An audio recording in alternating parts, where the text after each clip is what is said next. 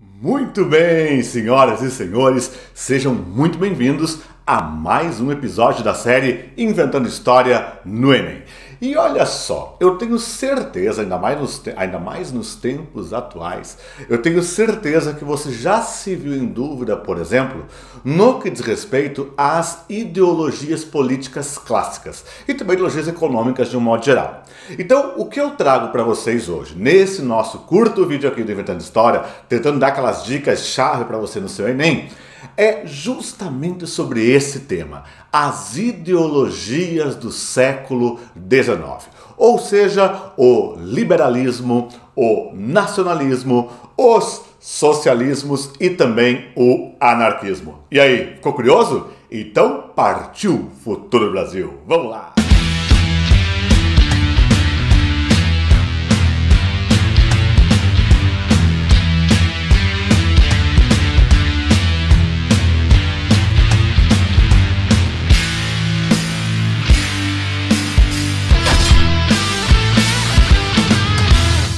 Muito bem, então pessoal, voltamos e agora vamos ao nosso tema do dia, as ideologias políticas do século XIX. E olha só, pessoal, nós podemos dividir essas ideologias que se fundamentam de fato lá no século XIX, tá? Em ideologias burguesas, aquelas então que vêm dentro daquela classe social que chamamos de burguesia, que são o liberalismo e o nacionalismo, e as ideologias proletárias, ou mesmo operárias, vamos colocar de um modo geral, que são aquelas que nós chamamos de socialismo e o anarquismo, ok? Bom, começando com as ideologias burguesas, vamos primeiro com o liberalismo.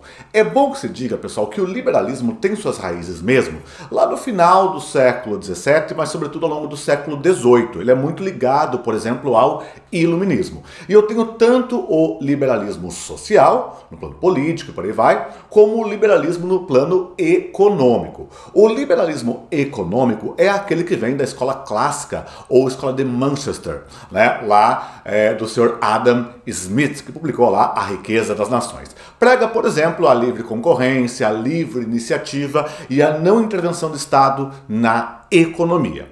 Já o liberalismo político está muito ligado à figura do filósofo John Locke, filósofo inglês inclusive também, John Locke, que vai aí pontuar os direitos fundamentais, direitos naturais do homem, que são a vida, a liberdade e a propriedade, além daquele famoso que eu comentei no nosso último encontro lá com o iluminismo, do direito à rebelião ou direito à revolução. Então aí você tem uma primeira ideologia burguesa. A outra ideologia que vem, se fundamenta muito dentro das classes burguesas na Europa, vai ser o nacionalismo. Nacionalismo, pessoal, vem da palavra latina natio, que quer dizer ninho, não é aquele natio que a gente come, né, pessoal? É o ninho.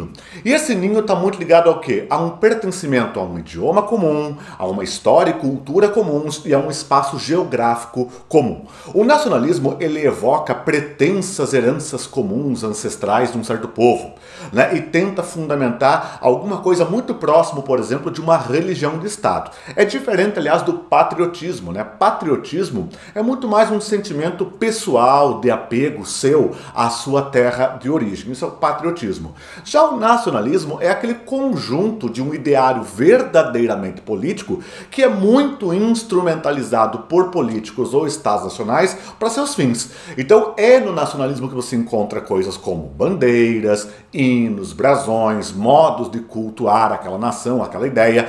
Existe aí uma ideia de um pertencimento nacional, ok? O nacionalismo, por exemplo, ele é contrário ao individualismo do liberalismo clássico, tanto quanto ele é contrário ao coletivismo igualitarista do socialismo, ok? Que é a outra corrente que a gente vai estudar daqui a pouquinho. Então, o nacionalismo ele também surge com uma forte doutrina política e social dentro da Europa, que inclusive estava ali ligado aos contextos da unificação da Itália e da unificação da Alemanha. Beleza?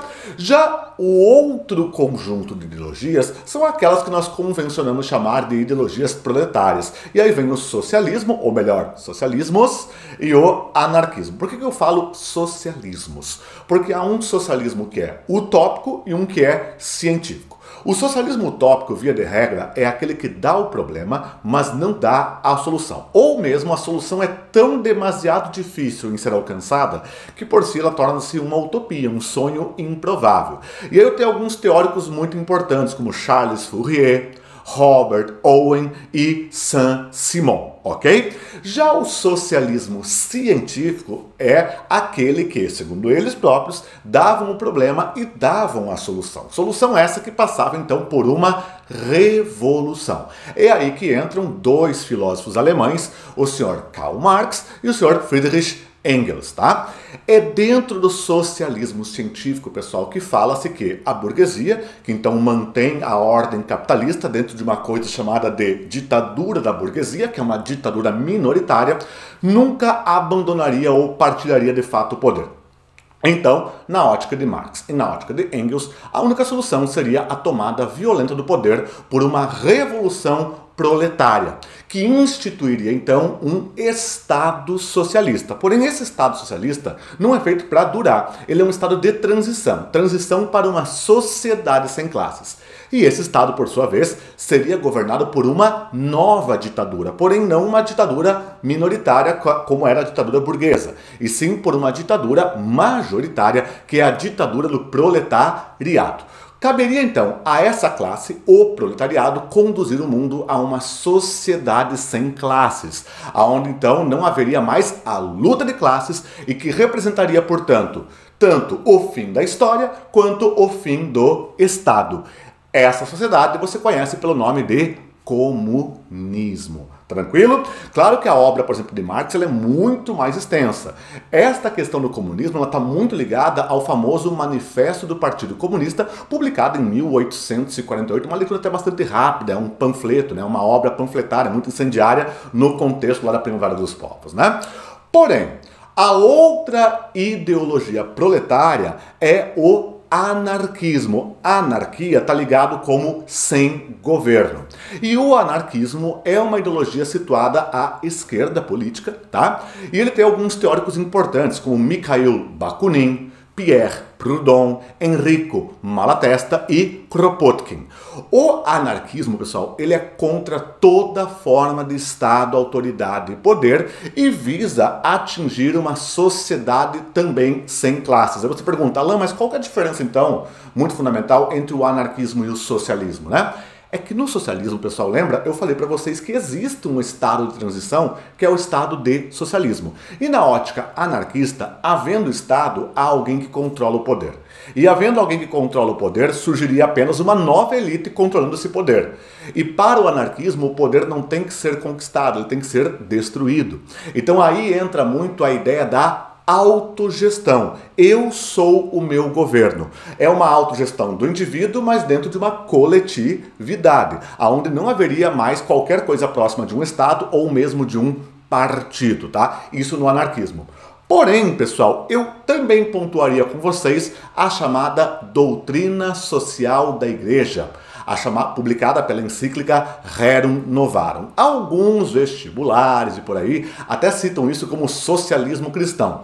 É um pouco que forçar a amizade do socialismo cristão, tá? Mas o que seria essa doutrina social da Igreja levada à encíclica Rerum Novarum, que significa das coisas novas? É um momento onde a Igreja Católica Apostólica Romana, lá na Europa, século XIX, estava perdendo muitos fiéis, por exemplo, para essas ideologias ligadas à esquerda política dentro do proletariado, como o anarquismo e o socialismo, porque essas doutrinas atendiam muito aos anseios e às preocupações típicas do mundo operário, enquanto que a Igreja se via bastante alienada disso, desligada disso. Então, justamente, o catolicismo romano, naquele momento, vai tentar então ter uma inserção social, não mais uma inserção apenas no campo da fé, mas também uma inserção social, tentando ali discutir os problemas que em tese afligiam ali a questão dos mundos do trabalho. Só que essa encíclica Rerum Novarum, ou das coisas novas, ela tanto, vamos dizer assim, tenta defender alguns aspectos, por exemplo, do trabalhador, do operariado europeu, como ela também defende elementos como propriedade privada e por aí vai, que eram caros, eram queridos, por exemplo, à classe burguesa. Tranquilo? Espero que tenha curtido, que tenha reforçado aí alguns aspectos, clareado algumas ideias em você. E já sabe, né? Não guarde essa informação só para você. Pessoal, compartilha esse vídeo. Vamos lá, dá aquele apoio no canal, hein? Curte aqui, se inscreve, ativa o sininho e, claro, segue a gente nas redes sociais. No Twitter, o @InventandoHST. No Instagram, o @canal Inventando História. E lá no Facebook, o /Inventando História. Tranquilo? Queridos, um fortíssimo abraço e que a força, claro, sempre esteja com vocês. Tchau, tchau!